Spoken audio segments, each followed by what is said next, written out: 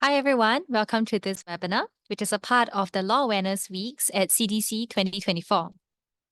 Law Awareness Weeks at CDC 2024 is a collaboration between Bono SG, the 5 Community Development Councils, National University of Singapore School of Law, Singapore University of Social Sciences School of Law, Singapore Management University School of Law, the Singapore Corporate Council Association Pro Bono Chapter, and the Singapore Association of Social Workers, supported by the People's Association.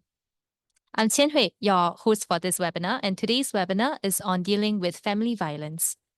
First, some housekeeping matters.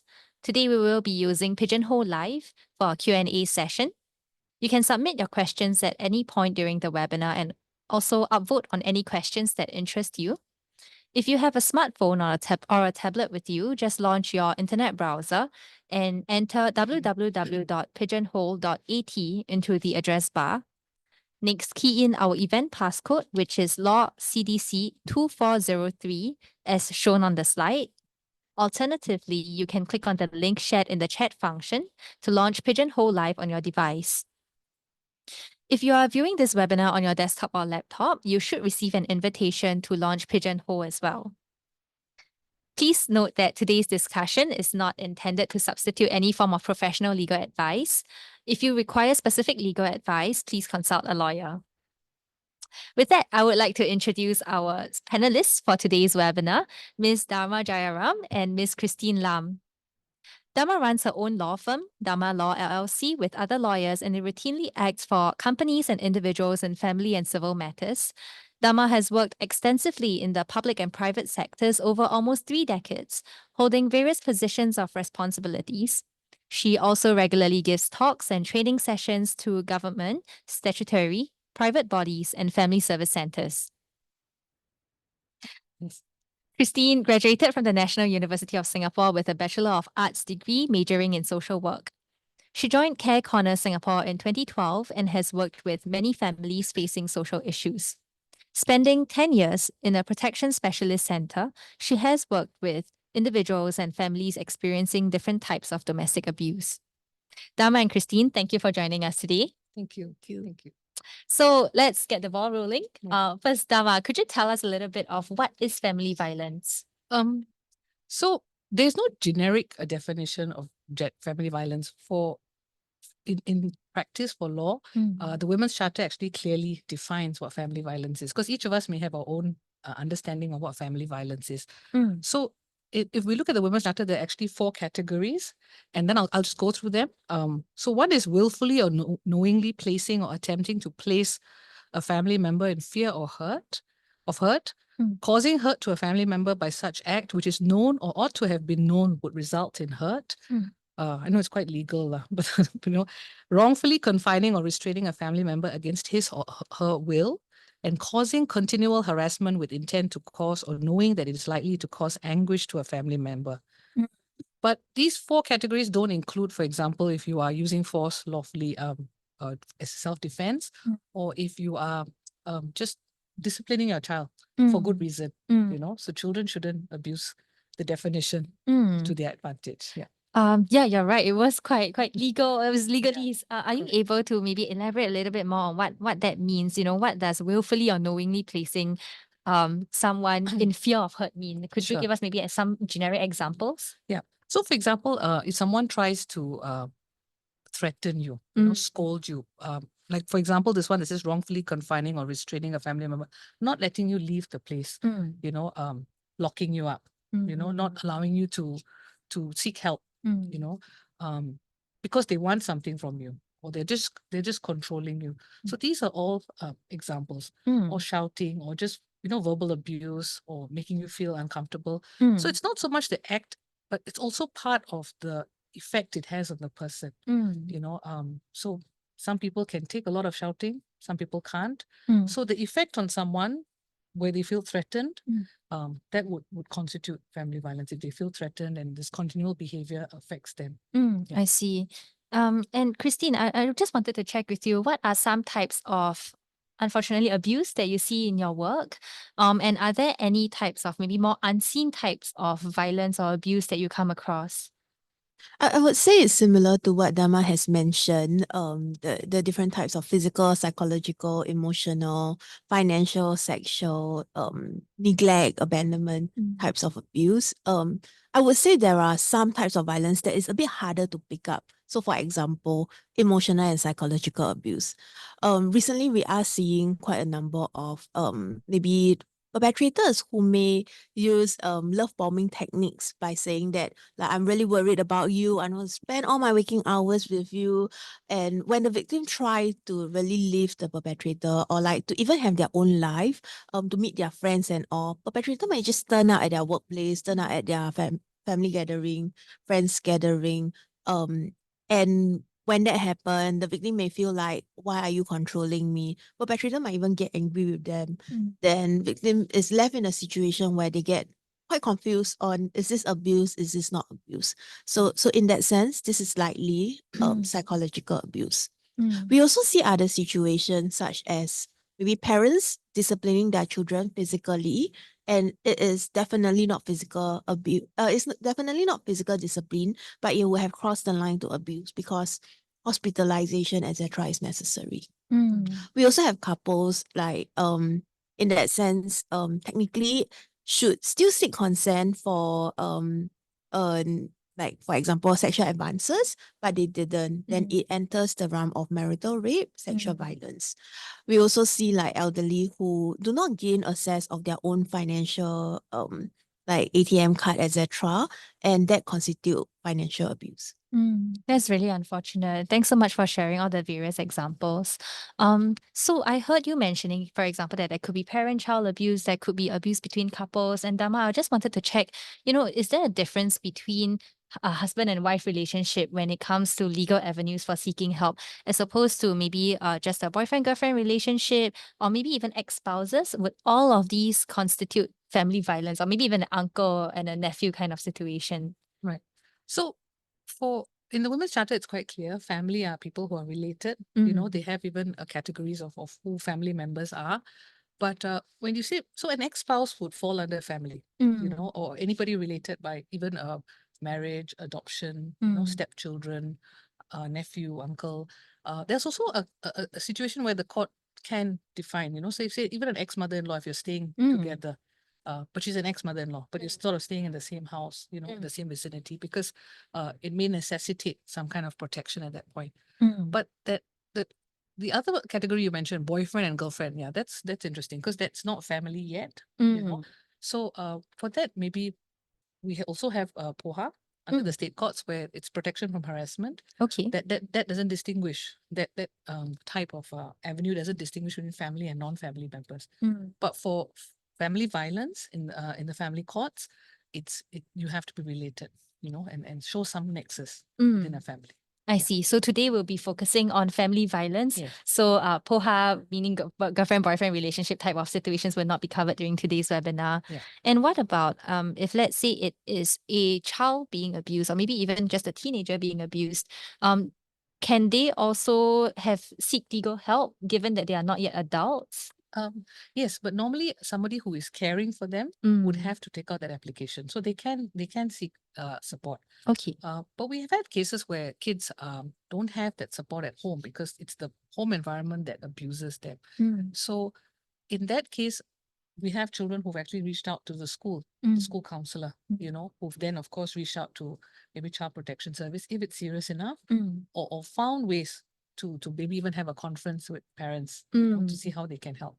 So this is before, of course, legal avenues. But if you're talking about legal avenues, yeah, children can, but they have to find somebody. Unfortunately, the current law requires them to have an adult to take out an application for them.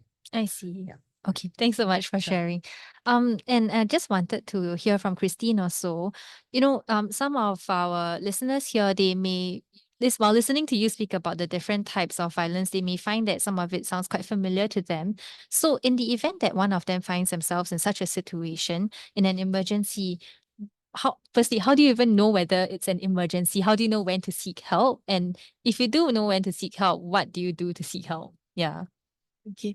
In general, I would say, if it is a situation of immediate risk in the sense that you don't know what might happen next to you, like could it be possible serious injury or possible death, then I would think that the individual should do something about it, which may include calling the police, getting medical attention, leaving home, or like calling, like breaking the secrecy of violence by telling somebody about the situation. So those are possible means and ways. I think then like what actions will tell you it is at that state, right? Physical injury, I think is quite clear. Another type is when the individual may have threatened to kill. Okay, so sometimes it might have crossed the line of criminal intimidation, or the person say like, wait till I get back, then you will know what will happen, or like you never know what I'm capable of doing to you. The person might have said it many times. If for the victim, the gut feel is, no, something might be very wrong tonight, then our advice is you may really want to seek help immediately. When we are seeking help, I would say there's two main things that we are looking at. One is how do we increase protection? The other one is how do we reduce risk? So for a victim, there may be many things happening. There's maybe children involved. Next day you may need to go to work, caregiving issues, financial issues, whether friends, family, how would they respond when they know about all that? So that aside, maybe we just want to focus on immediately, what can I increase protection? How can I reduce risk? And when I talk about all this, it includes both physical like safety, it will also include like psychological, emotional safety. Yeah, thank you for sharing that. And I think it is helpful for our listeners to understand, what is I guess what really stood out to me was when you said that listen to your gut, right? And basically if you are not sure, just seek help early and tell someone about it so that you're not alone in dealing with this. And just legally speaking, Dharma, is there anything that should be done in such an emergency situation apart from simply, telling close ones about it? Yes, I mean, if you feel that threat is something that you cannot handle and that you are very concerned and you have to stay in your home during that period, I guess the legal avenue would be to apply for a PPO, right? To apply for a PPO, and it's not that once you apply for PPO, you will immediately be given a PPO. If you show the seriousness of what that problem is, and if you have a serious problem in your home, the court may grant you an expedited order. Okay, it's not in every case, but they'll give you an expedited order which at least covers you to the period for you to get your PPO heard in court. So an expedited order is there to protect you in the interim. Should there be a breach of that order, which means the person that you're taking out that order against, the application against, should not cause you any harm. And if they try to cause you any harm, of course, then you call the police and that would be a breach of that expedited order. So that would be a legal avenue. But I agree with Kristine. I think what is more important is to remove yourself from that place of harm instead of looking for legal avenues first, you see, because that person could be in a very bad state of mind. We've had cases where people have lost their jobs or they're grieving at some other things, and then they take it out on the family, you see. And you can't control people who are going through problems like that and they don't know how to find help or seek help. And then the family becomes vulnerable at that point. So it's important at that point maybe to remove yourself from that dangerous place before considering legal options. But let's backtrack a little bit. When you say that a person could apply for PPO, what exactly is a PPO and how would that help them in their situation? So a personal protection order, okay, it's a protection order for you to take out on a person who is committing this family violence, whether it's hitting or physical abuse and all that. And when you take this protection order, it doesn't mean they're going to be punished for the acts they have done. Oh, So the acts that they have done is actually a grounds for you to make that application to court. And should you succeed, you've convinced the court that you should get a PPO against this person, then what happens is the PPO is granted as a document to tell the person not to commit further family violence on this person. If they do commit, then it is a breach of that PPO. And that's when the police will step in, and then it will provide a certain type of punishment if they find a breach of that PPO. So that means at that moment for that past incident of violence, it could be a possibility that the perpetrator is kind of doesn't get anything done to him, or could there be, you know, also criminal action maybe? I mean, if it's serious enough, Okay. criminal action can be taken. Of course, the police are sometimes informed and they do come down.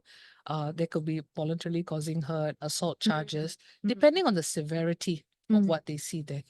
But we've had cases where the police just feel it's a domestic issue and they're just upset with each other and arguing, and they do refer them to seek counseling support or to see a lawyer to see how they can resolve their family conflicts.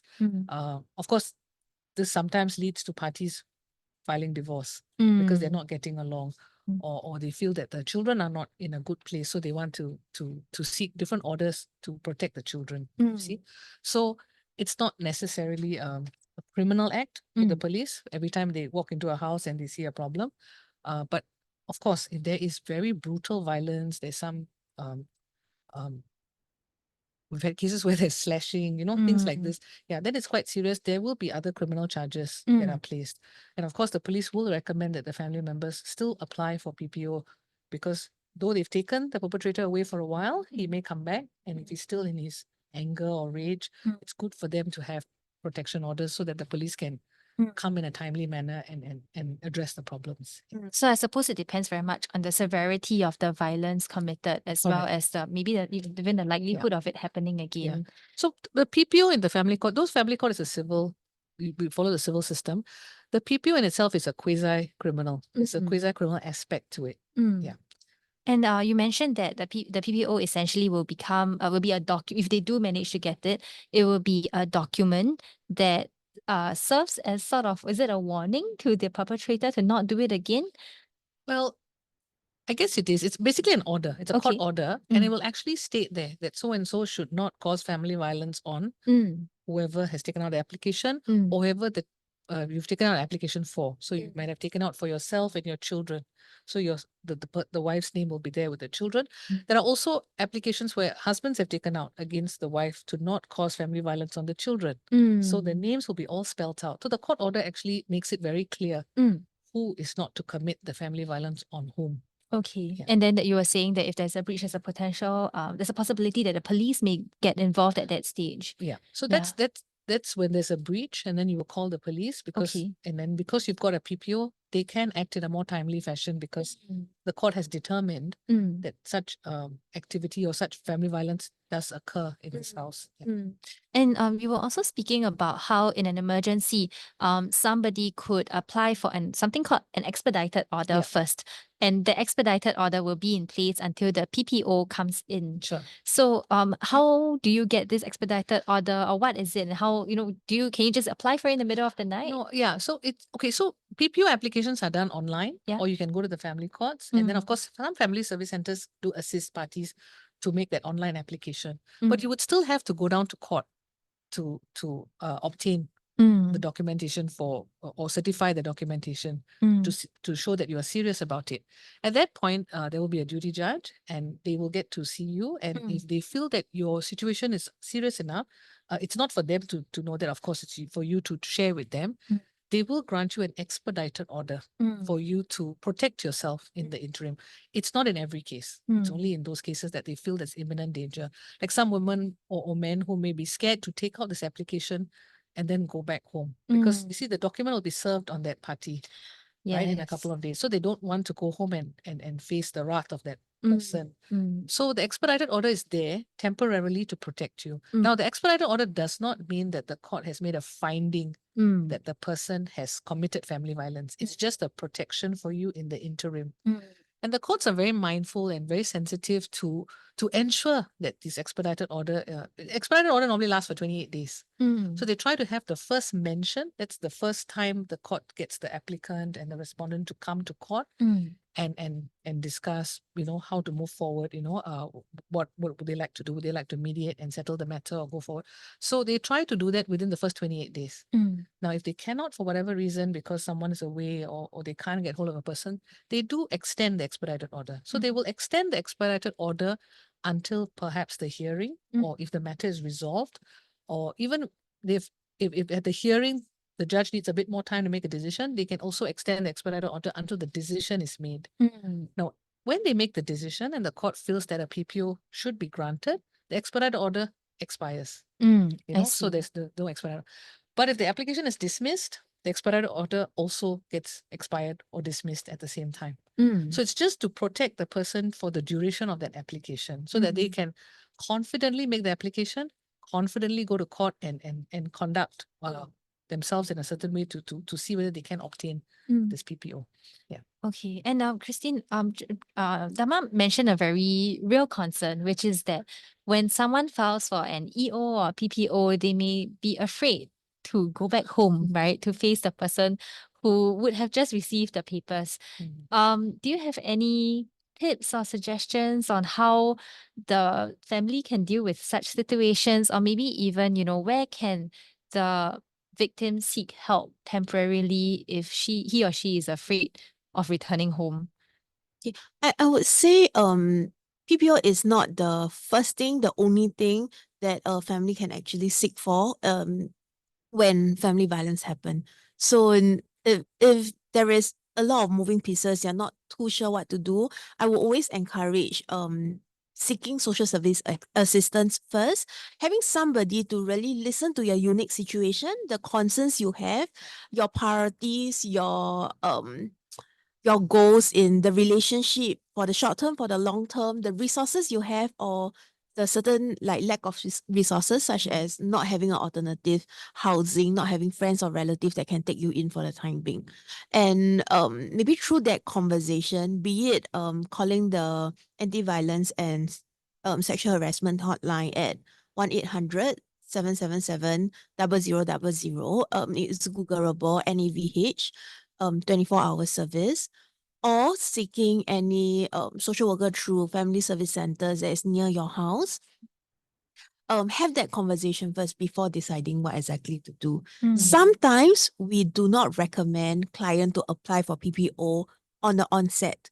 Okay, rationale, because if the alleged abuser is going to contest, it's going to be a long drawn situation. The likelihood of victim dropping the PPO might be very, very real. Then at that point in time, it might not be psychologically so safe to see the perpetrator in court again. It might not be emotionally so safe for the victim to feel like, oh, I got to raise myself up to face all the allegations he's going to say of me. So because of situation like that, then we might not recommend PPO as the first options actually. Yeah. And in such situations, maybe where the victim doesn't feel ready to apply for PPO or EO or any other protection orders at the moment, maybe the family is still considering some kind of amicable resolution to the matter. Would, for example, social services be able to help in that regard? Or, you mentioned that the family service centers may be able to help, at least start by having some conversations. I understand that, for example, there may be some kind of counseling or mediation done there. Are you able to share a little bit more about that regard? Okay. When a person first seek help, again, safety is always the priority. We will do something called the safety plan with the victim and a violence control plan with the perpetrator. The main aim of all this is really to detail down the level of tension at home, usually when the tension increase, and what could be done, what are some safe words to say, how to really stop things from escalating, so that either the victim or the perpetrator can reduce the chances of violence reoccurring. But of course, not all alleged abuser, not all perpetrators are willing to step forward to seek assistance. So a lot of times with the victim, when we go through the safety planning, it will also include really identifying what are the types of violence, what are the activities that they can do to keep themselves safe, and what might be some of the social support that they can gather in the event if, for example, they want to leave home. In the event if they want to maybe make a police report, then this will actually help victim feel more reassured that if, touch wood, something really happened and they were to call the police at 2 a.m., they have a friend's house to go to. They know that they can look for this particular hotel at this particular price, which is within their budget to pay for. So things like that can be discussed and arranged accordingly. That sounds really helpful, just planning for contingencies. Yeah. It's very responsible. I think that's a more responsible approach to dealing with the problem than going straight to a lawyer. You know, I know I'm a lawyer, I should speak up for myself, but but I think in these kind of situations, there are so many moving parts, Yeah. like it was mentioned. There's a lot of other issues that they are concerned about. So going to a lawyer, the process in itself takes time. So of course, even at a PPO, when you make that application, there is a point where they do allow parties to try to reach a resolution at the first mention. The first mention is like a meeting where they have been served the documents and then they come to court, and it's not immediately that they see a judge. They actually try to see whether parties are willing to consent or maybe withdraw or see some other way in which they can resolve the matter. So like what Kristine mentioned, I think it's much more responsible to find ways to deal with your problem holistically than to just run to a lawyer to file for a PPO. Yeah, that may not necessarily solve the immediate problems that you have. Will the court be able to direct any sort of mediation or counseling? They do. They do have some counseling orders that they can make for family members if they feel like it's a brother and sister. These things can be salvaged. I think they take the cue also from the mediation and things like that. So they can make orders like this. Okay. But of course, the PPO application must be alive for that to happen. You see. So they So you're trying to withdraw it. move it then- upstream. Yeah. Yeah. So if you withdraw the PPO application, it's not easy for the court to then make that order. But yes, if surrounding family members can suggest that parties actually go, you can sort of resolve it. And Kristine is right. One of the things that people don't realize is when they take out the PPO application, the person who takes out the application at the trial goes on the stand first. You see, so if the person you're taking out the application against, let's call him a respondent, engages a lawyer, then the lawyer gets to ask you questions based on the evidence you've provided. That sounds really intimidating. But if the lawyer, if the respondent doesn't want to engage a lawyer, then it's the respondent himself asking you That questions. sounds even more intimidating. So, yeah. so in certain cases, we've seen the courts, they are again sensitive to situations. If the lawyer raises it or the party raises it to the court has created safeguards, you know, like maybe put a police officer, I mean, the judge is there, and things like this. So they can do that, but it's after the courtroom. We've even seen the gentlemen, the police officers at family court, they're so nice. They even walk them out first and then the respondent leaves later. But that's about it, right? Then there's the post leaving. Where are they going home? Are they going to a safe place? Are they going back to the same home? I remember during Zoom sessions when we had PPO sessions, parties had to Zoom in from the same house, you know, and so these were all not necessarily the best ways to deal with it. Now, of course, for PPO, you have to come to court for the trial. The court wants it on live, and that's good. But then again, there are other concerns as well. Where Kristine was sharing, sometimes when a party leaves the house, you know, because of safety, they tend to take the children with them. Now, sometimes the problem is between the perpetrator and the husband and the wife, not the children. So the husband is like, you want, you go, but leave the kids behind. But the mother feels that she needs to take the children along. So she does leave with the children because she cares for them. The husband can still come looking for her in the shelter, family service center, saying that I want to see my kids because he feels that he's alienated from the children. You see, so there are also those kind of concerns. How then can we allow access to continue so that and your other problems like your family violence problems can be handled, but then the access should continue because a bad husband or a bad wife doesn't make a bad father or a bad mother. See, so yeah. Yeah, I think hearing about these realities of actually, you know, I think sometimes people, they may feel, oh, the law was there to protect me, and so I'll just apply for PPO first and then see how it goes. So I think hearing about the realities of what the trial actually looks like and the repercussions it could have on the family is so important. You mentioned that, you know, for example, the court does take certain measures, like you could let the alleged victim leave the courtroom first and things like that. Are you able to share anything else that the court is like, or maybe the person who's making the complaint can request for example, can they request that they don't face the perpetrator? Maybe if they appear via Zoom, or even if, let's say, they request for only a written statement to be submitted instead of being there to testify in person. Yeah, that's an interesting question, but I think that's how it's set up. The court, the procedures are set up in such a way that they have to test the evidence. They have to test what you're saying because there can be room for abuse Mm. if they don't allow it. Not everybody who makes an application wants an application for the right reasons. Mm. You know, we have had cases where people take on an application to have an advantage Mm. for something else, Mm. you know, or just to threaten or bully someone. And I think the courts are quick to also sense that. Mm. So I think the best way to test evidence would always be in a courtroom Mm. and how they view themselves. I'll give you an example. There was a case where we had a wife in the house who had she was in control of the CCTV in the house. Mm. So she had taken footage where the husband had hit her. Mm. But of course, she has control over the CCTV, so she could take that footage where he hit her. Mm. Interestingly, when the respondent shared that he has no access to that footage, but there was a very prolonged period of time he was provoked before he did that, you know, and he was not able to prove it. So sometimes it's when they go to court and they say what they need to say, then and he shows this a pattern of conduct where he's never done something like this before. And then why did he have to do that? And he was trying to explain. So then the court gets to see a bigger picture. You see? So if we just send that footage and just her statement and maybe a screenshot of her bruise, and then we won't be able to get the full picture, and the poor gentleman may not get his day in court to explain himself. Yeah.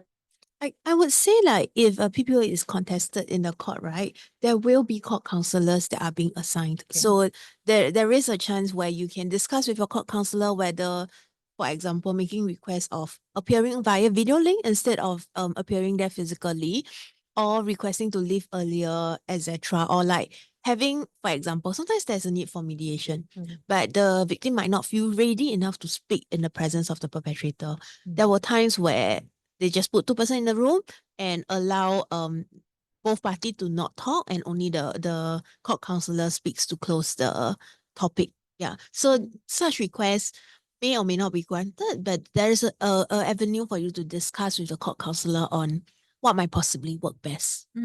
Kristine, I was also wondering whether you could share, you mentioned the possibility of mediation and counseling. Are you able to share maybe what these are, and you know, what's the difference between mediation and counseling? Okay, in general, when we talk about mediation, it's talking about putting 2% together, asking what is each of their best case scenario, worst case scenario, and we try to meet in the middle ground. And of course, in a situation of family violence, the perpetrator tends to have more power over the victim.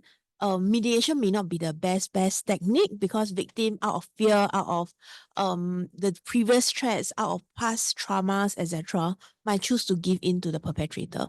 So in a family violence situation, we may or may not recommend mediation, and we may or may not recommend joint sessions. But working in terms of, like, for example, if a PPO is granted, there is a chance of the court also granting counseling order, mandatory counseling order. And if that happens, usually a social worker will be assigned or a counselor will be assigned. They will be seeing agency in the community, usually near their house. How it's done is usually the counselor, the social worker will meet the victim and perpetrator separately. With the victim, it is a lot about psychoeducation, healing work from the impact of violence previously. And for the perpetrator, is really setting in things in context, setting the boundaries of the no-go zone as far as the law is concerned about violence at home. Only when they are more ready and necessary, then there might be a chance that we put the couple together. Sometimes perpetrator may tell us, what's the point of meeting if I'm not able to meet with the victim in the room also? What our usual answer is, if the current interaction pattern is always negative, is always like worsening the relationship, if we forcefully put them together, it will likely just reinforce the idea that anything happen, even in the presence of professional, things will worsen.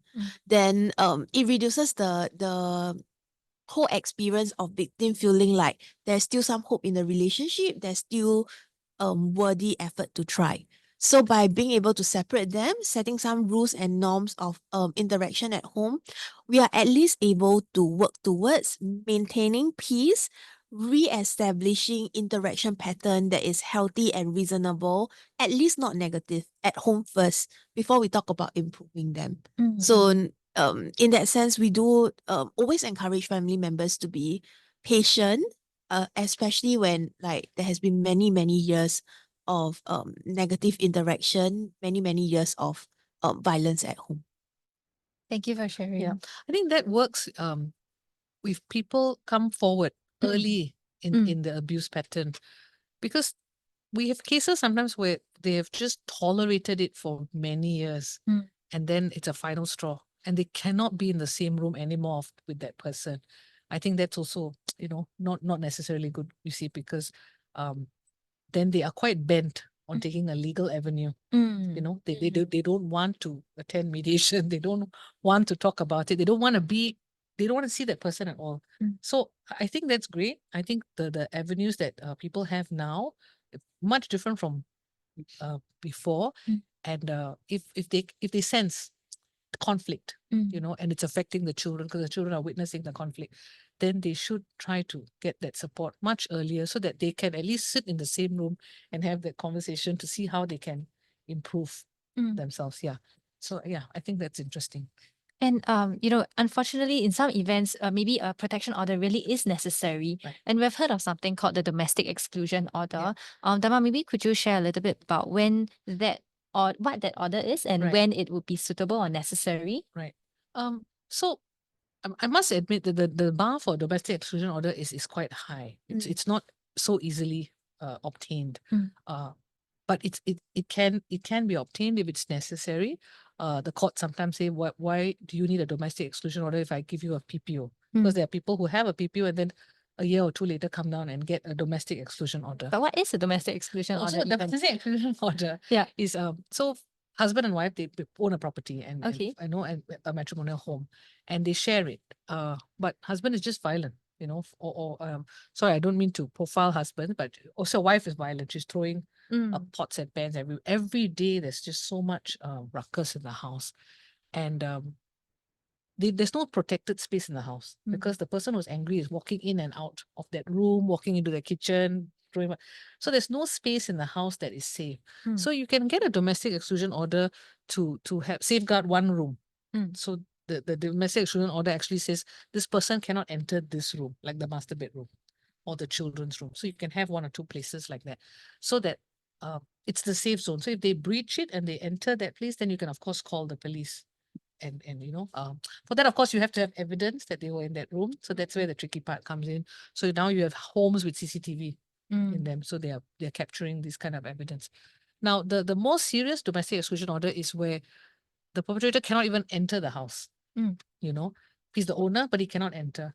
So for that, which is why I know you're an owner, but you can't enter, but it can be done. The family can obtain something like that.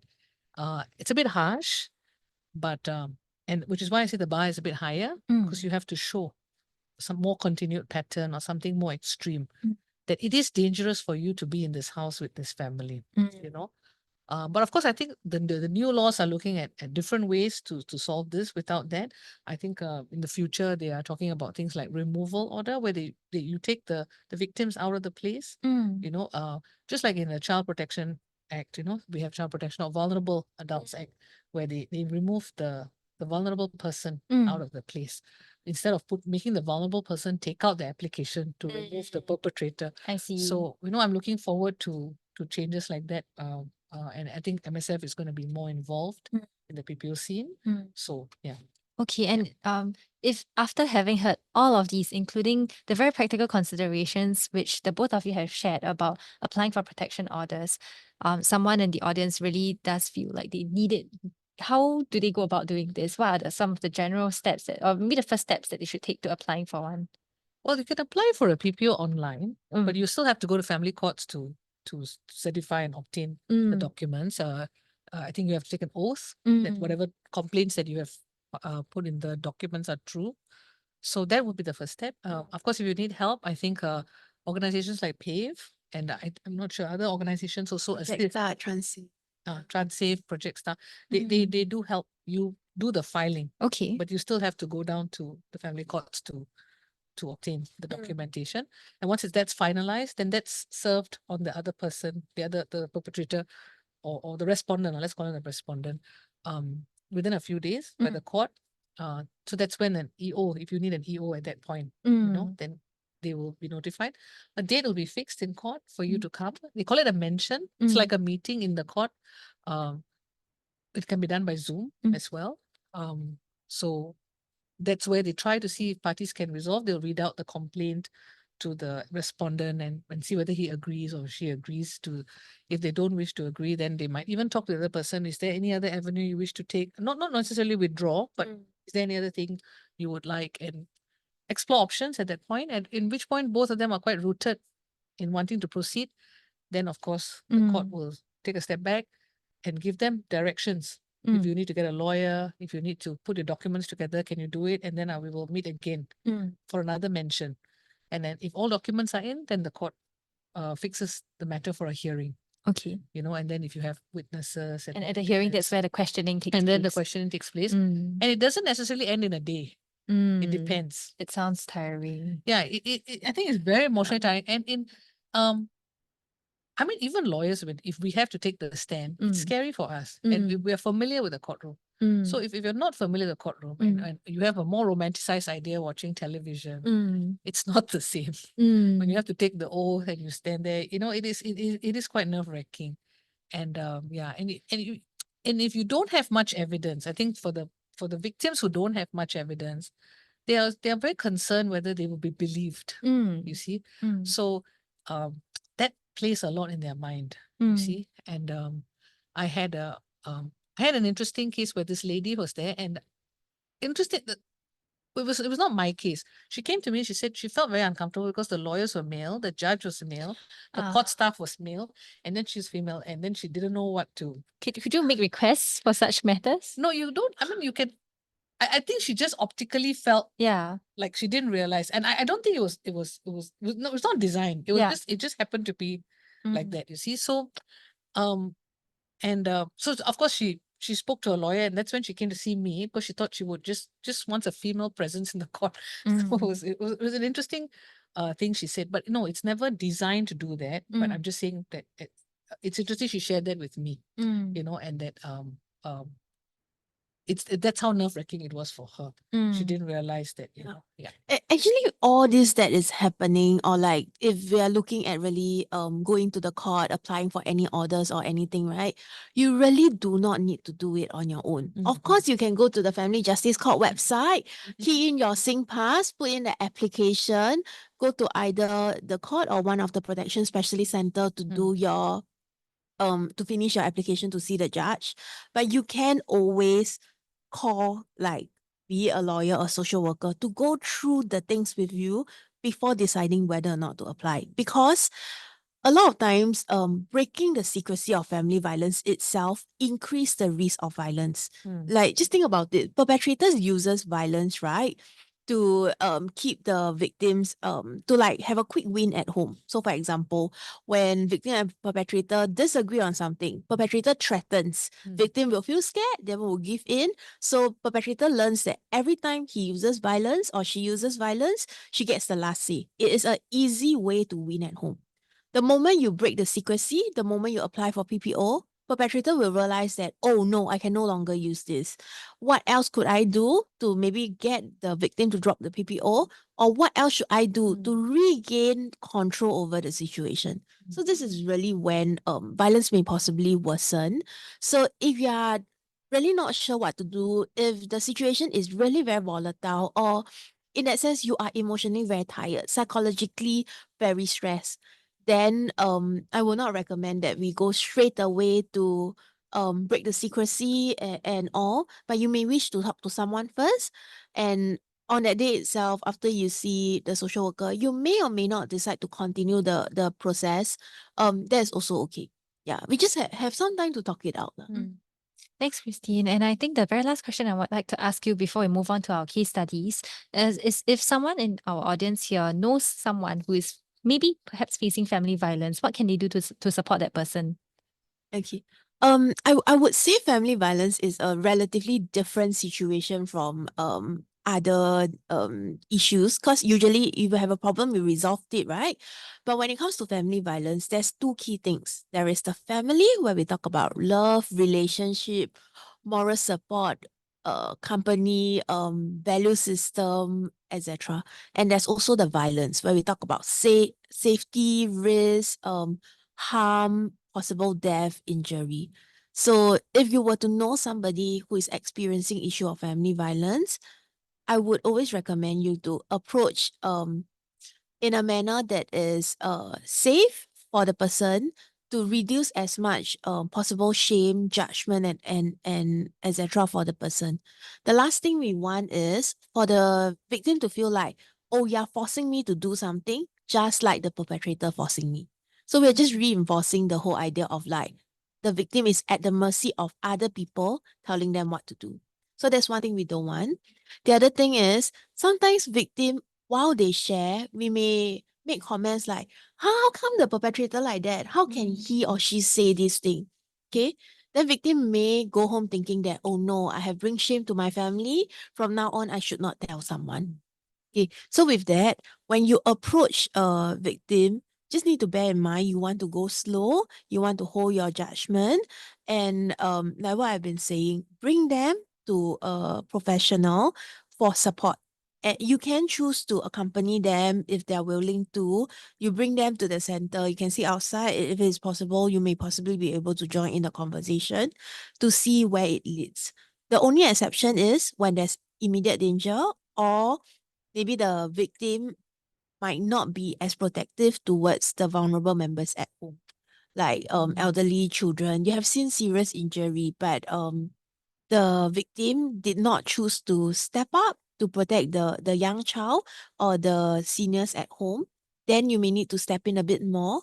Again, there's two options.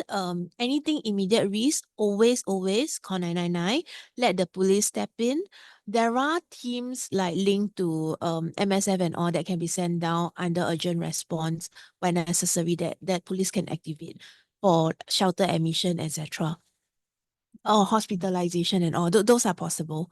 If it's not, then again, we will want to look at how do we approach in a manner that don't cause the family to be in alarm, because the last thing we want again is parents coaching children to say that violence did not exist. There's no way to find evidence, then it becomes a shut door that we can no longer even try to support the family accordingly. Yeah, I want to add on. I mean, it's good because I think as a friend who's supporting or family member who's supporting, I think the old school thinking is always to go see a lawyer, or even a police officer who says, I think you should get a lawyer. You see, so it's good that we are now having this information where maybe the problem is something else. This conflict is because of something else. So it's good to speak with someone first before taking a legal route, because seeing legal documents not necessarily de-escalates a matter. It can escalate the matter. So talking to someone or inviting the person for some kind of conflict resolution through counseling would be helpful. So I would recommend friends and all also to look out for that kind of avenues for their friends who are suffering from family violence, instead of saying, I have a name of a good lawyer, and which is good, but lawyers have to do the legal job. Yeah. We're not the counselors. So sometimes we do experience a client coming to us and requiring that counseling support first before we can even get into the meat of the matter to talk about the PPO. So I think that avenue that we have now, and this reach of family service centers and all is important before seeing whether the matter really needs to go to court, because the court always the court has this why are you here, what have you exhausted that you require my order to help you. So we should try our best, to be responsible individuals, to try and see how we can resolve our matters ourselves. So it's good to be vigilant, to see, I think schools, I think teachers are vigilant, counselors are vigilant now when they see children who have patterns of abuse at home, to reach out. And so this interconnectedness is important, where we can resolve matters before approaching the court, to see. Yeah. Thank you very much. Thanks. And with that, we'll move on to our first case study. And just a disclaimer, even though some of these situations, they may unfortunately sometimes sound a bit familiar to what someone you know is facing, or maybe even what you yourself are facing, please know that each case turns on its own fact, and whatever we're discussing here today does not constitute legal advice. If you do need legal help or professional help, we do recommend that you seek the help of social workers, counselors, and lawyers if necessary. So, okay, the first scenario we have today is a husband and wife scenario. And the husband has been physically violent towards the wife as well as their very young child for the past few years. But the wife and the child has always stayed on in the family until one day there was a serious injury caused to the child. And so the wife then decided that, it's no longer safe for me to stay on and I need to leave the house now. And I think one of the questions that some of our listeners may have, particularly if they know of someone facing family violence, would be, I'm struggling to understand why would the lady endure so many years of, violence and abuse. And I think knowing and understanding a little bit more about what the victim was facing would help the friends, help them better as well. Kristine, maybe could you share a little bit more about what could be going through the victim, what has been going on with the victim? Okay, so usually when family violence happen, right, the first time it happened, it can come as a shock. The victim have to make that decision. Do I forgive and forget and allow like my rights to be sort of eroded away to keep peace at home? Or do I stand up for my rights to say that, hey, how could you do that to me? And possibly ruin the relationship, possibly causing others to wonder like, hey, are you blowing things out of proportion? Like, why are you so unforgiving? You are just too picky, etc. So for victim, it is always that decision. Do I forgive and forget, and a part of me is being taken away, or do I stand up for my right? After this happened for many times, the victim will reach a stage where there's so much sunk cost. I have given in so much. If I were to leave this relationship right now, what does it mean for me? All the sacrifices, all the times where I forgive the person is counted gone, is counted meaningless. So in that sense, this sunk cost just make it very difficult for victim to leave. Okay. Other things also include, for example, nobody gets into a relationship, in terms of like spousal relationship and all, with the idea of I really hate you or I want to divorce you. There's usually good times that there's hopes and dreams that surrounds the family. So by making that decision to say that I want to do something about it, it is also admitting that perhaps I have made a mistake in choosing this person. Perhaps all the dreams I have for the future, I will have to surrender. So in a situation like that, it just makes it painful and difficult to say that they want to give up. So normally, as long as there's still some hope, such as maybe it's just transition in his work that's causing him to behave in such a manner. Perhaps it's just because terrible too, the kid is very noisy. That's why this is happening. Victims are just trying to find hope for themselves to continue to stay in the relationship. And usually, research has shown this, victim takes about 7 to 12 times in attempt to leave the relationship before they can successfully leave. It is above and beyond just physically able to live. It also includes like financially able to live, in terms of caregiving, in terms of everyday life, the mixed amount of friends, families, people who know them as a couple, etc., before they could withdraw themselves and leave. The cost of living an abusive relationship is simply just so high.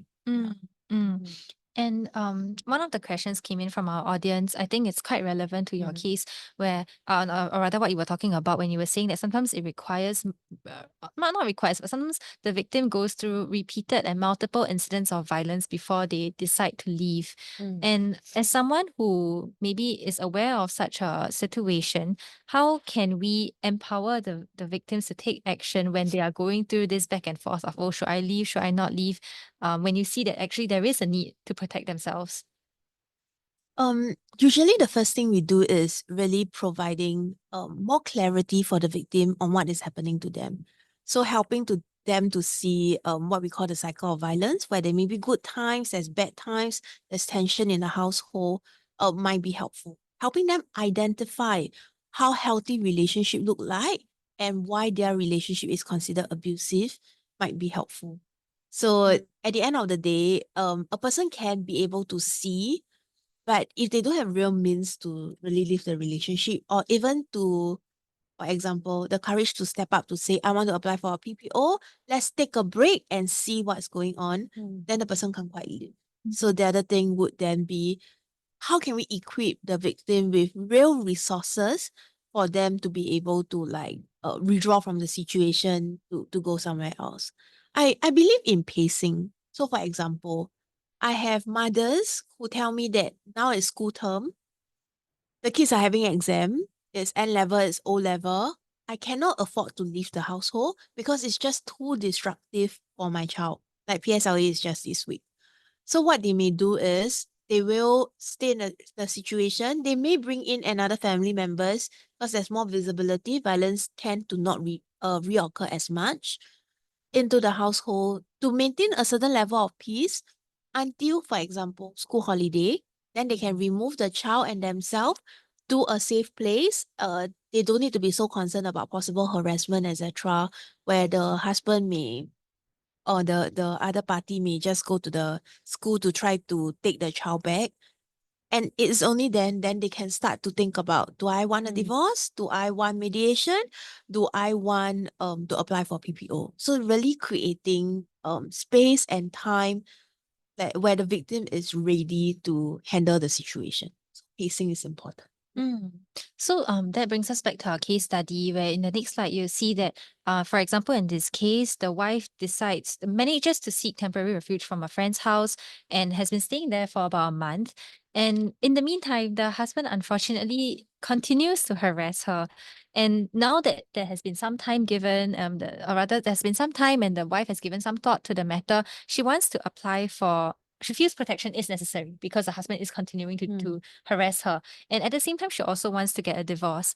Dharma, what should she do legally? So that's a good question. A lot of women sometimes take out, like I said, a PPO at a very late stage in their conflict in their marriage, and actually they're quite sure they want to leave the marriage, but they're taking out the PPO because they need the protection until they take that step to file the divorce.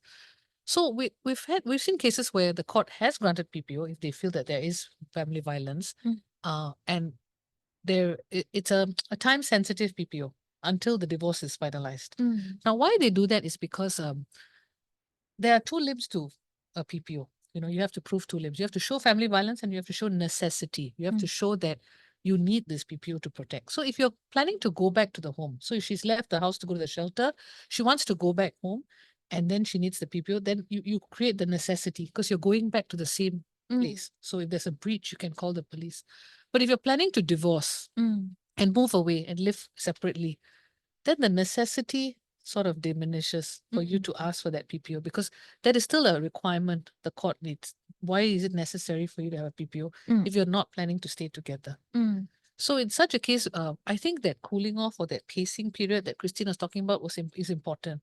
So if you eventually want to file a divorce, because you cannot be in this marriage, then the PPO becomes not important because you're already in a safe place. Maybe you're staying with your parents and, things like that. So as and when the gentleman comes over or tries to knock and see, it's normally because they want to meet the kid. The child has been taken, right? So maybe we can discuss safe access for the child so that the father doesn't feel like he's being estranged from the child. So the PPO is not necessarily a solution because the violence is sort of diminished because like the PPO is for future violence incidents. And if there's going to be less future violence, then PPO doesn't become an important thing, but maybe a divorce and then paying attention to how you want to document the future of how the children will be cared for when there's excess, that will become important. But unfortunately, we've seen people who've taken out PPO to thinking that it's it's an advantageous thing for them for the divorce. Mm. It's not true. I think the courts have different laws in which they apply for the PPO and different laws that they apply for divorce, Mm. care arrangements for children and things like that. Mm. Unless there's very serious harm to the children, then maybe the PPO would lend the court to believe that maybe we should start with some supervised access for the father or the mother first before we wean off supervised access and have unsupervised access. But other than that, no, I think thinking through what is it you actually want to do, especially if you're very late into the conflict and you've decided, I want to do a PPO and I want to do a divorce. You suddenly want to do everything because you just feel like you need to get out of it. Yes. So thinking through what are the options you have and what you want to face is, I think, very important. Yeah. And I thought I wanted to highlight this. Like and Dharma has mentioned, like to divorce, you do not need a PPO. But if your safety is of concern, then PPO is still helpful. Yes. Reason, there is something called post-separation intimate partner violence. It is a dynamic on its own where even when separation happened, the spousal violence continue. And because there is this dynamic, those who might be reading up and all, you may want to Google this term, then that there is good literature about this and what you can possibly do if you are facing this issue. So because of that, right, what we are seeing usually is when the couple is staying together, it may be a bit more of a physical violence, some threats. When the person is staying separately, there may be a change in type of violence. So it may be maybe through harassment, it may be a bit more through causing the victim to feel like the perpetrator is watching, commenting on the person's post very late at night, etc., to cause victim to feel very unsafe.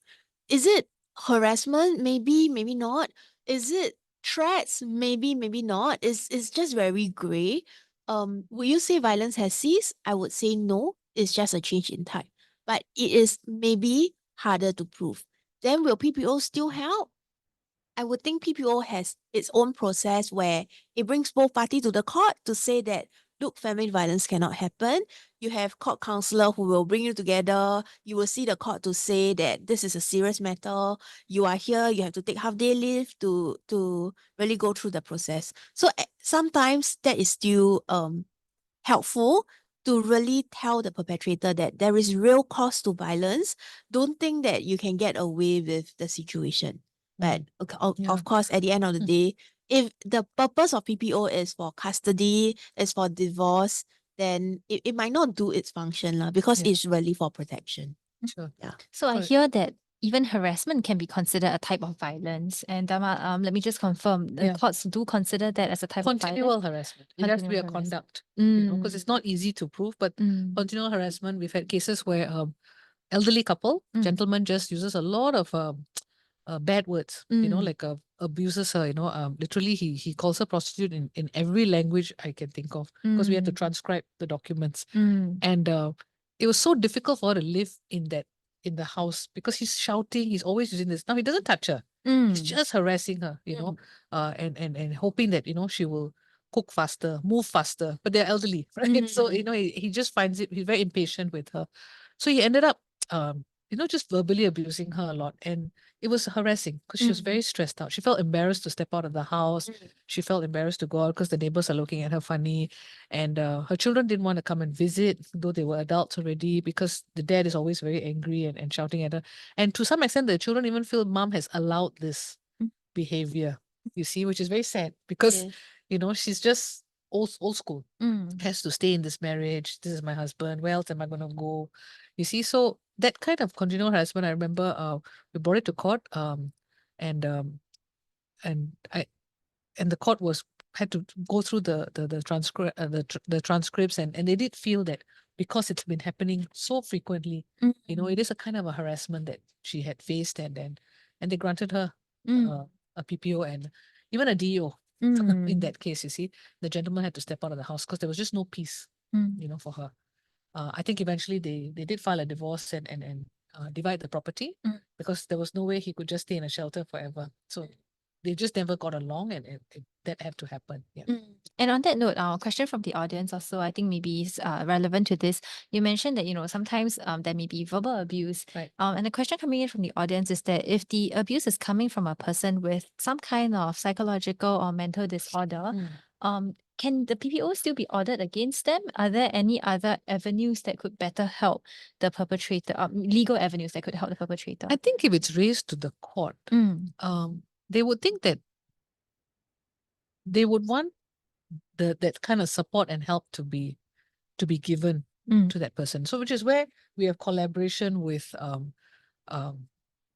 counselors and all. So the court itself has a counseling unit, so they may refer, but of course, the PPO itself is not going to solve the problem if you have a medical condition and you're moving around undiagnosed or not getting the correct support. So I think that will be more meaningful if it is raised to the court's attention. Yeah. I would say that when a person is abusing because of mental illness, it looks very different from a family violence situation. Yeah. I give you an example.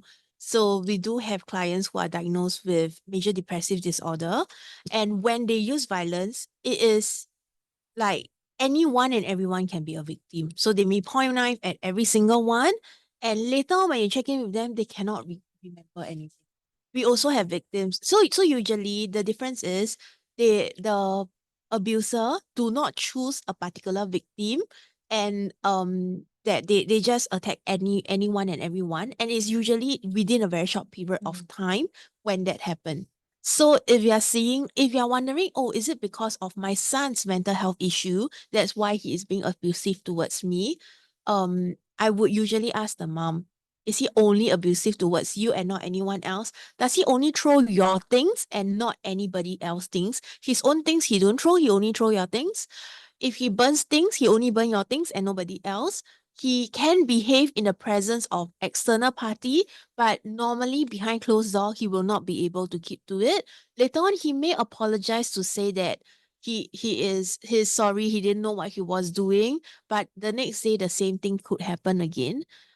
If that's the case, and it is not in the normal cycle of how the mental health is being manifest, then I would say it is more a family violence situation. It might not be so much a mental health situation. But that being said, usually as we negotiate or have conversations with the perpetrator who uses their mental health situation as the reason why they were using violence, then we will always tell them that then the next most responsible thing you could possibly do is to get your mental health in check so that you will be in remission. You will be able to manage your mental health condition. Since you cannot manage whether or not you will use violence, right? Then at least you can take responsibility over your mental health situation. If the answer is still no, they don't want, they're not willing to even consider, then again, I will question whether this is really a pure mental health situation or there is intentional abuse justifying using possible diagnosed or undiagnosed mental health situation. And Kristine, just coming back to our case scenario here where there is a young child involved, some families, they may be under the impression that I'm afraid to seek help because if I report this to the police or report this to someone, a social worker, whoever, and they might think that, hey, if I as a mother am getting abused, what does that say about me as a mother? Will my child be taken away from me, or will they determine that my child is also at risk of danger? Can you share a little bit more about that? Okay, there's actually different threshold. In short, I think the question is, will child protection remove my child simply because I report that I am a victim and my child also experienced violence? The quick answer is no. In the first place, when that happened, okay, so just think about it. For a child, having familiarity, safety, a proper routine, growing up with people that they are familiar with, being able to attend the same school, to see their same friends and all that is important to a child. So if we were to remove the child from the situation, it does cause some harm to the child. Same thing, if a child were to live in a scary environment where serious injury, psychological impact and all that might happen, that will also cause some harm to the child. So for child protection, it is always how do we reduce or like for social workers, how do we reduce harm for the child as much as possible? And removal in that sense will not be the only or the first option. Many a times we will want to look at whether the family members can cooperate in a manner that they can keep the child safe despite whatever that's happening to the adults. If that cannot be done, there can be other options, such as can we move somebody in to the family that can keep things in check, that violence will not likely happen. Is there a possibility where the perpetrator will move out willingly on their own rather than moving the child and the victim out of the house, so that as far as possible the victim has really the usual routine, the bolster and the bed they're familiar with?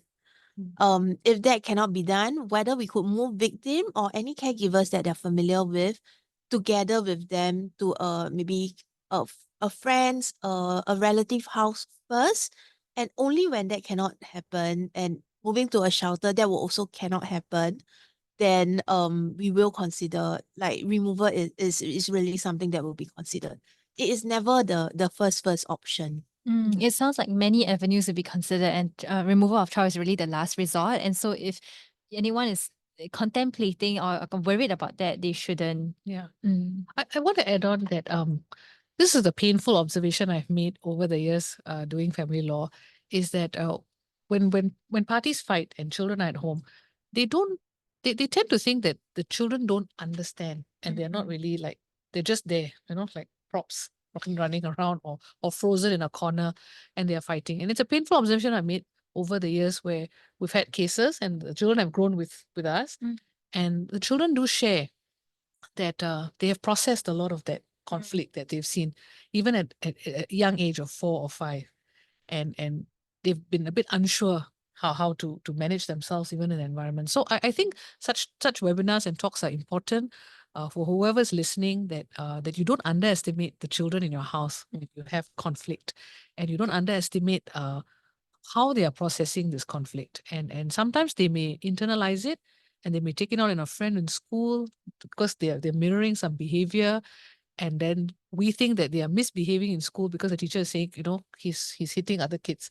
But we don't realize that maybe something we are doing at home is causing him to behave this way in school. And then this cycle is just continuing, this sort of abusive cycle where you bring him home and you scold him. And then he doesn't really know how to say, but you do it, it's okay. Why? He's not able to. So I'm just saying it's a good time for us to reflect when we expose children, very vulnerable children, to conflict. It does affect them in a different way, and it comes out in a different way. Yeah. I would say, if we are looking at research, right, don't quote me on this, but in general, children experience the intensity, the impact of violence 7 times more than adults. It's just because their developing brain is not able to process it. Right. They will keep thinking about it. It will keep repeating. And for children, they feel a lot more helpless in the situation. So for the when intimidation happens, the impact on them is then increased significantly. Some research also shows that like boys who witness violence are 3 times more likely to be abusive, and girls who witness violence are 6 times more likely to be victims of violence. So there is like long-term impact, not just in terms of how they choose relationship, and there's also like physical health impact on children when they grow up in an abusive environment. Thank you. I would like to move quickly on to our last case scenario, where it is about somebody who has consented to a personal protection order made against him. So in this case, it was the wife who had filed for a personal protection order against the husband, and the husband, even though he feels like he didn't do anything, he still consented to it anyway, because he just, wanted to move things along. He didn't want to, go to court and fight it out for the peace of the family. And maybe also, maybe he was afraid that the wife would, do something to him, such as taking the children away from the house from him. So in the current case, they are going through a divorce, and now the wife is saying that, okay, I already have a PPO. You better do as I say and give me the house, give me maintenance. If not, I am going to tell the court that I've got a PPO, you are a violent man, and you should never be allowed to meet our children again. You should never even be allowed to visit them. Dharma, I want to understand legally in this situation, what can the husband do? Oh. Can he even, can he kind of cancel the PPO? Right. Mm. Okay, so we've had cases where there are people who come and said, I've consented to the PPO, though I've done nothing wrong, which is in itself can be quite tricky because you may feel you've not affected her, but she's taken the step to take out the PPO. And so there is some conflict.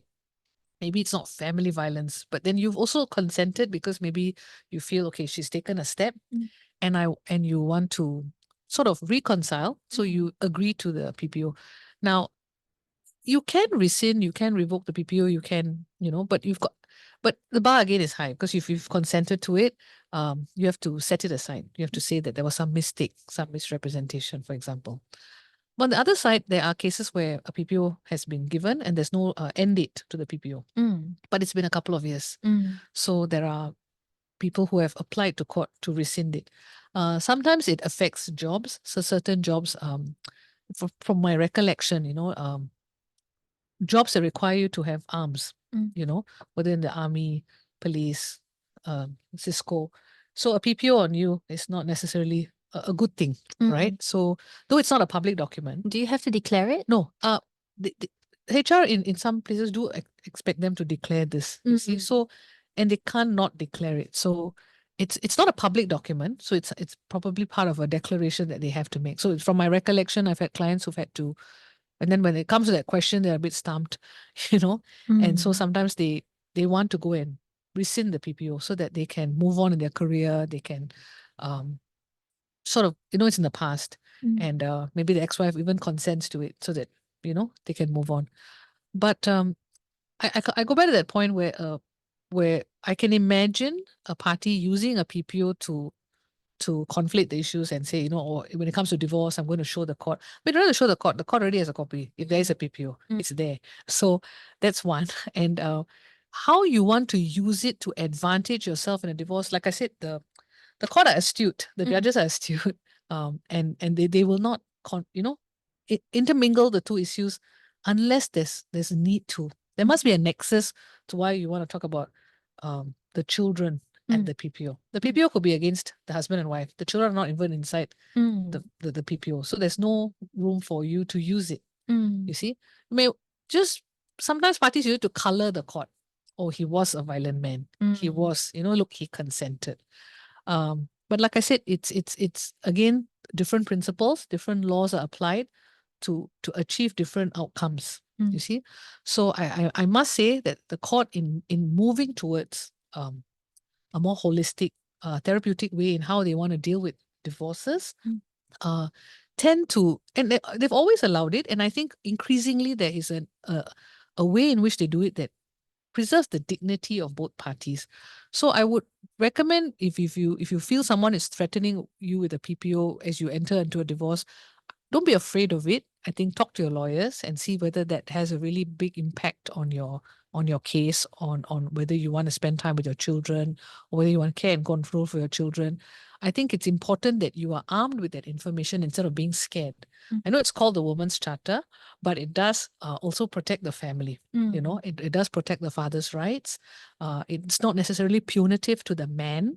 And I think that's something I want to highlight today, that even if there's a PPO, it shouldn't affect, but I can't stop people from using it to threaten each other. So it's important for you to step out and go and find out instead of just listening to your wife threatening you or your husband threatening you. I'm going to use the PPO, So yeah, go find out what is it you want at the end of the day, and don't be crippled by that threat, for other issues in the family court. Yeah. And if you could go back in time, let's say the husband is now being served the PPO papers and he insists that he really really didn't do anything. Sure. I assume he should be defending himself. How can he defend himself? No, everybody is given an opportunity to defend themselves in court. They can go. Some don't want the hassle, so they consent because they have done something and then they understand a PPO doesn't really punish me for the past things, but it tells me not to do it in the future. So I'm clear about it. Okay, I'll just consent, And some of them feel very strongly, I didn't do this, Some even take a step, wait a minute, I hit you, you also hit me. So I'm going to take out a cross PPO, and then we are talking about the same altercation. And then the court has to decide, wait a minute, is it mitigated because both of you are in it Mm. together. Mm. So they could be advised to take out a cross application. So it depends. So it depends on there are some people who need to right a wrong in their mind. So they have to go through the process and prove themselves, you know, and in those cases, then all the applications of law will come into play because it's a very evidentiary. The court is evidentiary, right? It needs evidence, not necessarily paper evidence. It's also how you conduct yourself in court. You see, if you are telling a lie, if you are, you'll be inconsistent with what you say, you're not credible, so things like that, the court will be able to pick out. Yeah. And on that note, we do have some questions from the audience about the types of evidence, So for Okay. example, on the defending party, how do you prove that you didn't do something, right? And on the other side, if let's say the person was shouting at me, how do I prove that it has already gone past? I didn't take a recording. And then maybe on the defending side, you could say things like, oh, she made a police report. She could say whatever she wants. That's not real evidence, right? How do you deal with these? How does the court deal with these evidence issues? With great scrutiny. Okay, so the evidence has to be scrutinized. That's why it's in the court, why it goes through that process, and the cases that we've been through, sometimes it's been uphill. So for some cases, but ultimately, I think the court has a sense. The judges see, we see few cases. The judges see them very regularly. So they're able to pick out who are maybe not telling the truth, who are inconsistent. Some documentation are necessary. So sometimes they go to the doctors to get a proper report on fractures and things like that. But I always go back to the complaint form. What is it that you complain about? And to the court, dates, time, all this is very important. So that there is some credibility to the evidence that you're producing in court to show family violence. So I think taking the step to document it, and I think it's not easy. So someone who's going through abuse, they're so fragmented, they're so, that they just cannot remember when it happened or things like this. So I guess it's a holistic approach to how they want to deal with it. Yeah, it's not so easy. Yeah. I just want to add that, like, within the PPO form itself, there's two parts. There's one part where you record the latest incident of violence, and there's the other part where you record history of violence. So, like what Dharma said earlier, the court is looking at two things. One is that violence likely had happened. Then the other thing is that you need a PPO to keep yourself safe. So maybe a lot of times it's about them being able to prove this to conditions, because it's not like a one-off incident, but really a pattern and a series of events. I have clients who apply PPO like 3 times before they get it, and I think one of the key reasons is it's very difficult to prove continuous harassment to the point of mental anguish.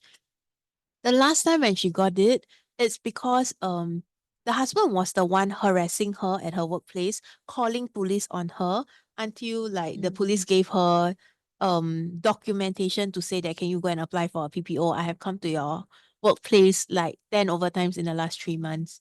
Yeah, so in that sense, sometimes you just need to consolidate some of the evidence, especially for continuous harassment, to prove a point. Yeah. But for physical, I think even if there's one grave act that's landed you in a hospital or something, you can apply. You don't have to wait for 2. You can apply. So I think ultimately it's a test of what kind of violence, and if that person is really not safe to be with, then a protection order is required. And just coming back to our case study, where in this case, there are children involved, right? And we spoke about how children may be negatively impacted by the violence that they witness. So, as a parent of a child, as an abused parent, how can you protect your child from such situations? I think Kristine, maybe you could take what kinds of support are available to the children, and what can the parents do for the children? Yeah. I would think protecting the child's emotional and mental well-being is very crucial. I think it's difficult, for example, when the abuser has been telling lies, tales, and all that of the victim towards the child in attempt for alienation, in attempt for triangulation, etc. It's just difficult for the victim to not join in, to say no, whatever the perpetrator say is not true. I would think when necessary, we may really need to tap on the court's order.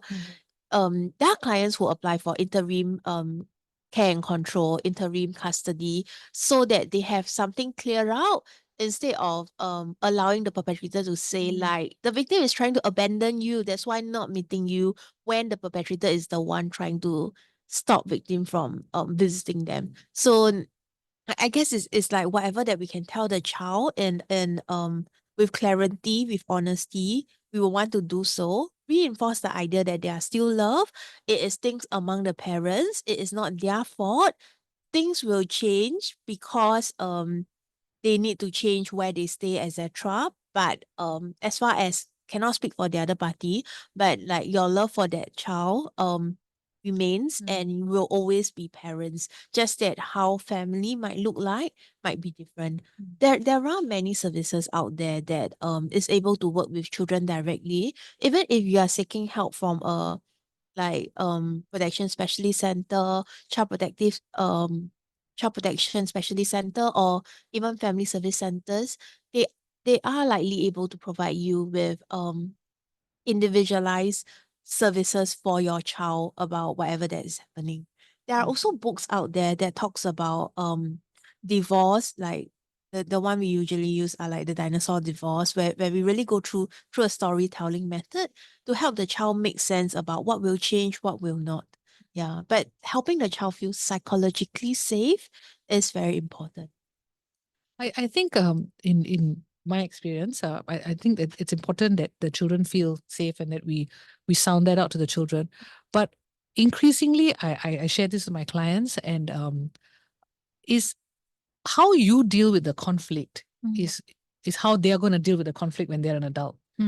So to take that step forward, I mean, it's not fashionable to suffer, right? You know, and your kids watching you suffer, and then sometimes the children, I think they call it parentification, right, where the child tries to be the husband for you, and you start sharing your feelings and all that.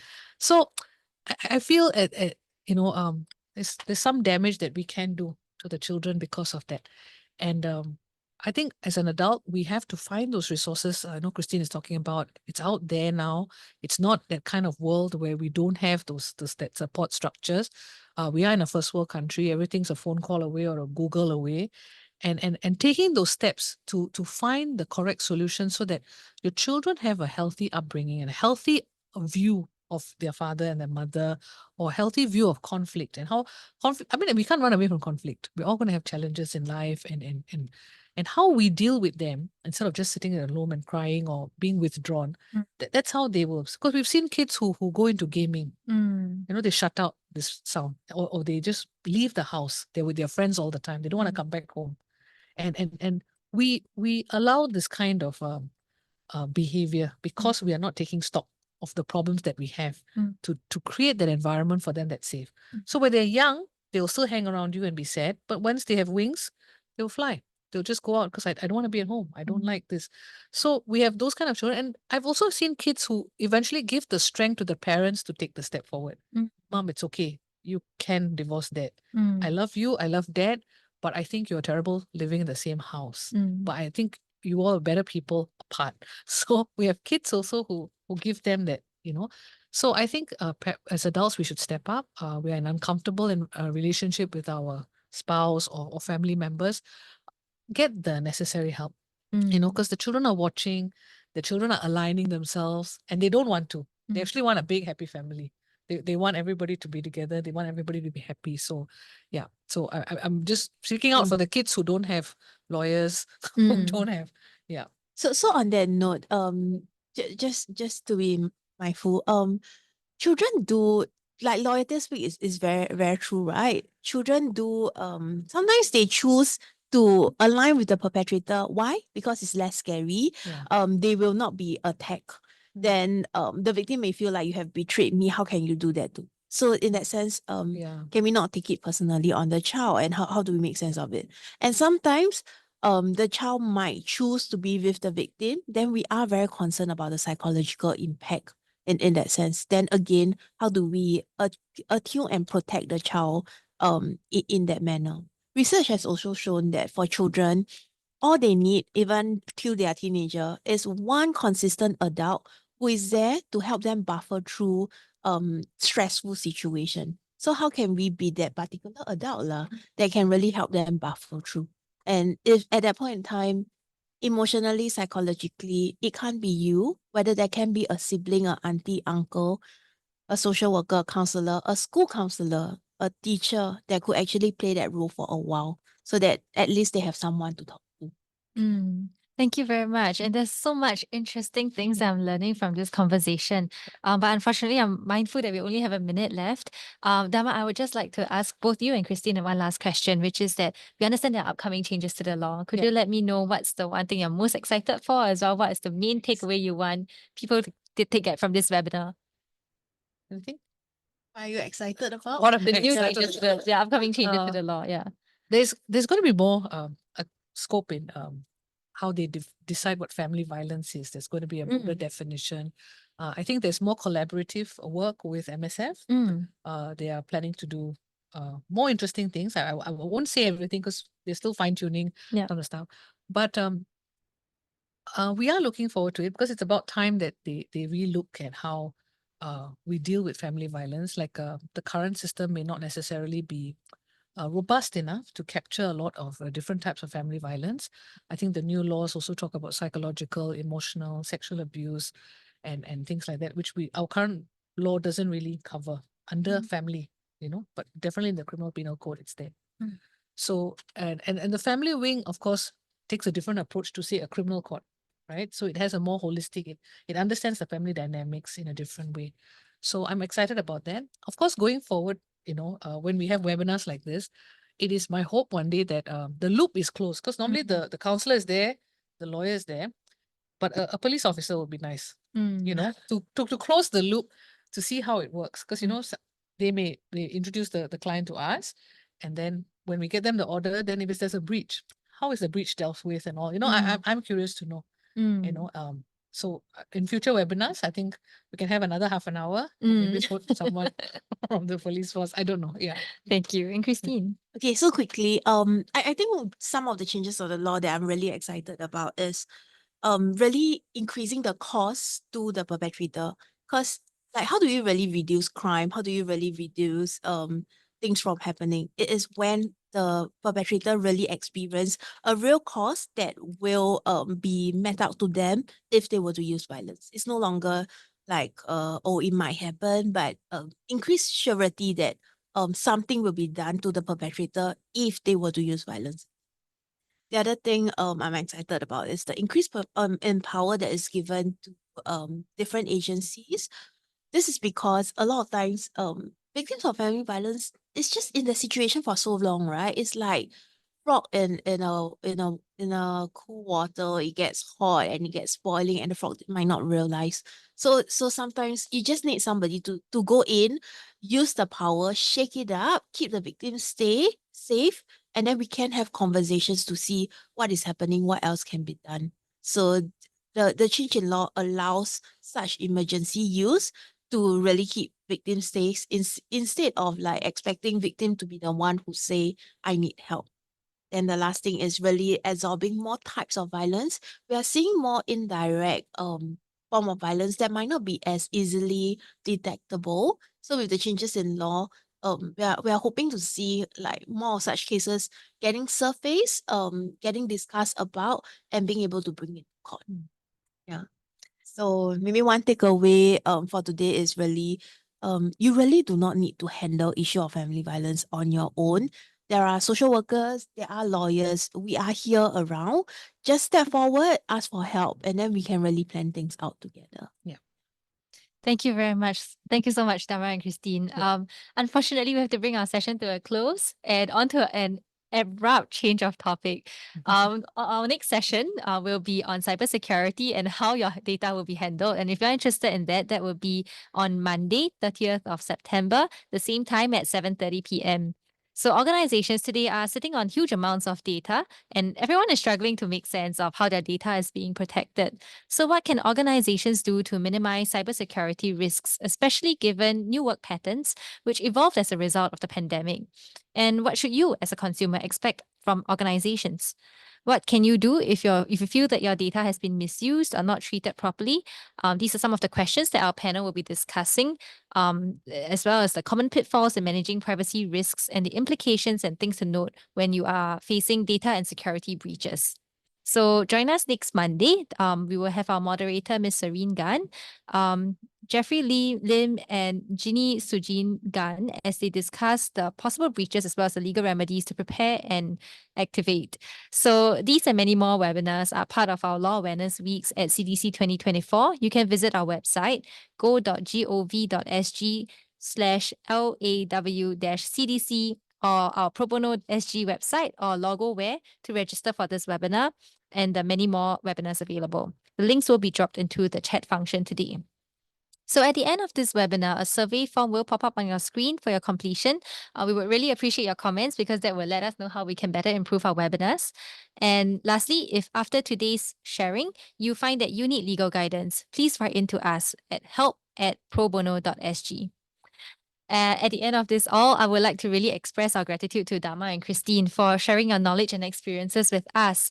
With that, on behalf of Pro Bono SG, we would like to thank all of you for joining us today and have a good week ahead. Yeah, thank you. Thanks.